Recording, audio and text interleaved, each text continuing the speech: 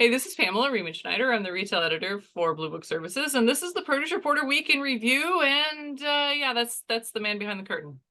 Um, my office is now an office and wardrobe. That is very impressive. I'm sure our viewers for months have been wondering what's going on back there. And it just took a week of not working to get it all together, huh? Yeah, a week of not working and a friend visiting to turn. She said when she left, she's like, "I hope you enjoy sitting in your little dragon's cave of produce tchotchkes." Because this is just a little part of it. You can't see what's in front of me yet. I'll do a tour. So yeah. But while I've been on vacation, staycationing, and doing home improvement projects, the e-commerce is booming, apparently. Well, yeah, it's just because you're not working doesn't mean GrubMarket isn't acquiring companies, which they did again this week. They acquired online grocer Good Egg, which Good Eggs. I'm not super familiar with because they're big in San Francisco and LA, but they're an online grocer mainly of fresh products. Their reputation is kind of on the higher end, prepared meals, artisanal, that sort of thing. And it sounds like it's a pretty good fit for GrubMarket. Of course, they'll start using all of GrubMarket's tech tools, like their ERP and software, wholesaleware, and all that stuff. So it's a typical, I guess it looks like a typical transition, although it is not a typical acquisition for them because they've been doing a lot of wholesalers and even some grower shippers lately, but this is direct to consumer. So Well, it sounds like it's actually circling back to the origins of GrubMarket, which was an online grocer in San Francisco Bay Area. So just expanding that presence. Is there a company that's a bad fit for them, or have they decided that there's a company that's a bad fit for them? Because I'm not sure that's the case just yet. it doesn't appear that way, but I doubt that they would send a press release if there was one. Right. No, it would take some serious investigative reporting that I don't know any other resources. I mean, you managed to visit them in person. I mean, that would have been the time to sneak around when they're not looking and see what's behind. Right. That Yeah, probably sure. it probably wouldn't work.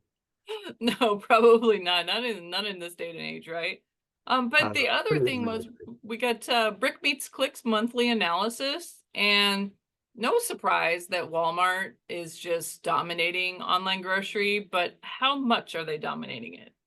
Yeah, they're killing it. Apparently, well, according to Brick Meets Click numbers, they control 37% of online grocery, which has been steadily rising in the past 3 years, and almost exclusively at the expense of supermarkets, which 2 years ago in Q2, supermarkets had a bigger share than Walmart, and Walmart quickly passed them, and then the gap is growing, which I mean, it makes sense anecdotally. Anytime I go to a Walmart, they're bustling with people doing drive up, and uh, they've been making all kinds of incredible investments in online grocery. And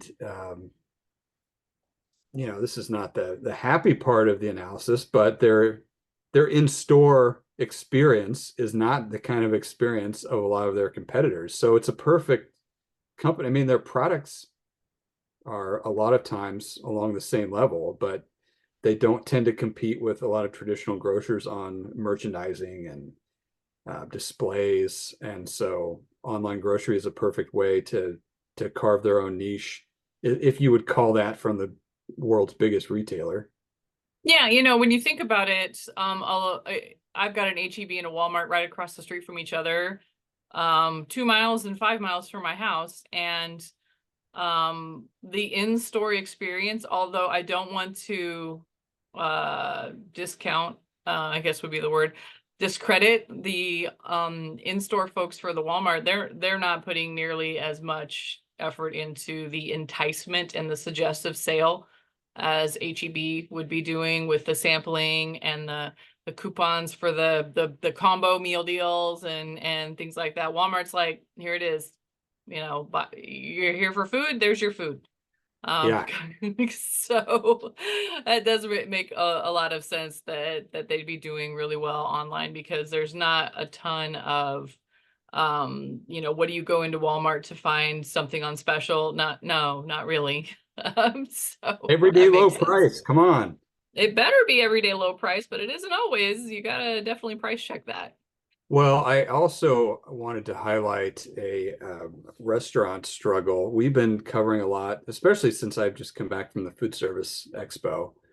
Uh, there are restaurants that are struggling, and we know why. The inflation has been bad. Recovery from the pandemic has been tough. Labor is always a problem. And one popped up this week, one that we're both familiar with. You went to it recently and when you were in Kansas City, right? So I'm speaking No, of Buca di Beppo, and there is one in the Country Club Plaza in Kansas City.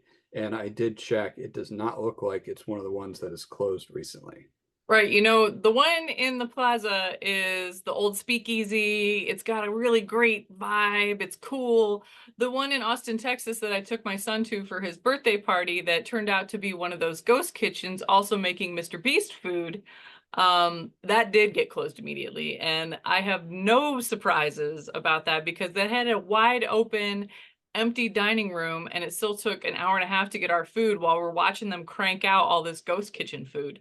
So it sounds like they were really trying hard to diversify their business and find other income streams, because that whole big old happy family dinner thing with the clapping and the noise only works in certain cases when you've got a captive audience and a whole lot of like tourists, like you would see at the plaza, Yeah.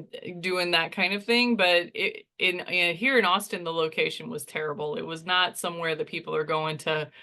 It's not a destination. Buca di Beppo would be more like a destination kind of place. And if you really aren't hitting the nail on the head, you're going to struggle. And I'm not surprised that they're struggling in those markets where they haven't found a way to capture that destination kind of feel. Yeah, they say they have 44 locations that they will continue to invest in during the Chapter 11 reorganization. And it was not in the release, but it was available elsewhere. They've closed 13 locations recently, and they've posted year-over-year losses in their last couple of financial reports. Sales is dropping. I I'm know you're losing it. Hold on. Yeah, hold on. It's my cord. It's dangling more than it used to. It's on the wrong side because I cleaned my desk and yeah, I totally lost it. Here, we'll go to the other camera. Camera two. Yeah, sorry, I had to have a camera change. so back to Buca. So it was not in the release, but they have also closed 13 stores recently, which leaves them with 44 locations, and they say they plan on opening one soon. So they're going to invest in those during the reorganization. It's not a Chapter 7. Uh, Hopefully they will be able to figure it out. But their financial reports recently have shown year-over-year losses and sales declines. I think it said 4.7% last year over the previous year. So that's not trending in the right direction. And I think we're going to keep seeing more of this from the chains that are struggling, because there might have been some hope after a pandemic that they would get a bump, but that bump is over. And now I think reality is hitting for a lot of these chains that are struggling for the reason that a lot of chains are struggling, the same issues. Right. Yeah. The released into the wild feeling that people had when restaurants reopened and we all felt more comfortable going out in public has fizzled out in favor of, I got to save some money. And I can't be spending all this money out at restaurant food.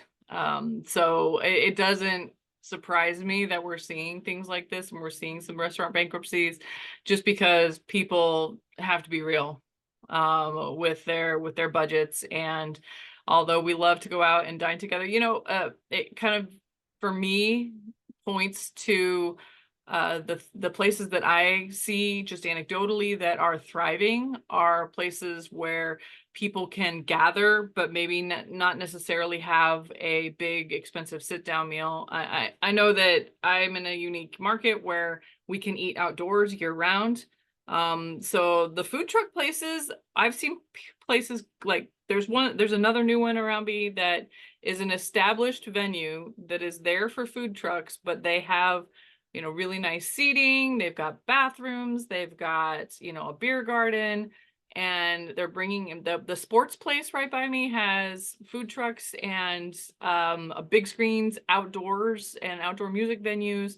That kind of stuff is really thriving where I am, where you can have all different people go up and do counter service, which is a food truck, and then go sit together and not necessarily have to go through the hassle of being at a restaurant and having that huge $400 or $500 restaurant bill for a big group.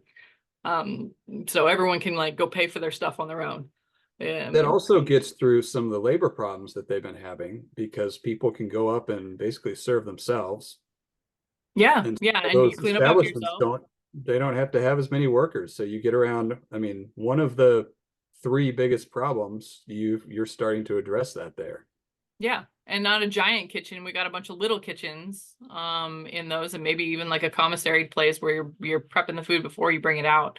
So I think it's pushing innovation for restaurants. If you look at it, Del Taco, for example, the last couple of restaurant news releases that we've gotten from them have been that smaller format that they've been expanding into rather than having the big dining area. The Wendy's over by the school finally opened its dining area.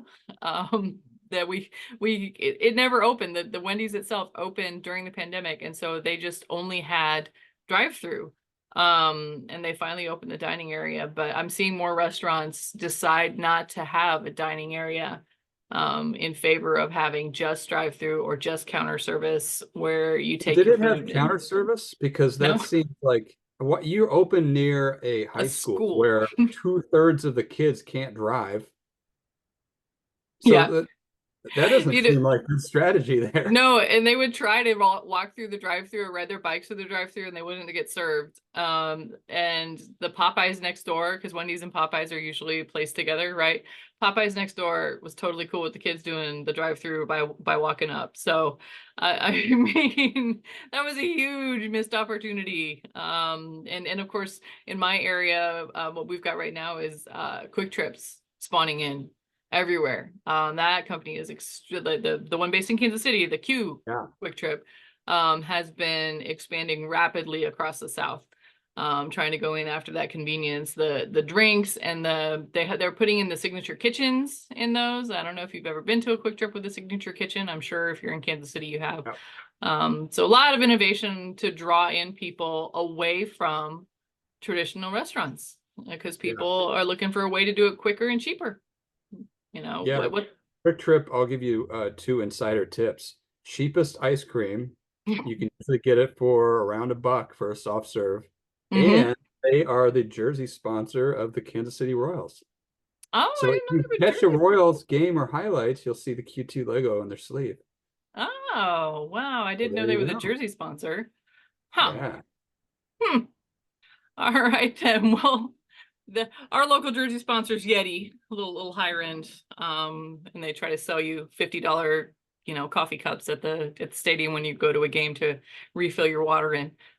So, yeah. Oh, we've got plenty of those. All right, well, that's it for the Produce Reporter Weekend Review. If you are not getting the Produce Reporter newsletter, you need to go to producebluebook.com and sign up.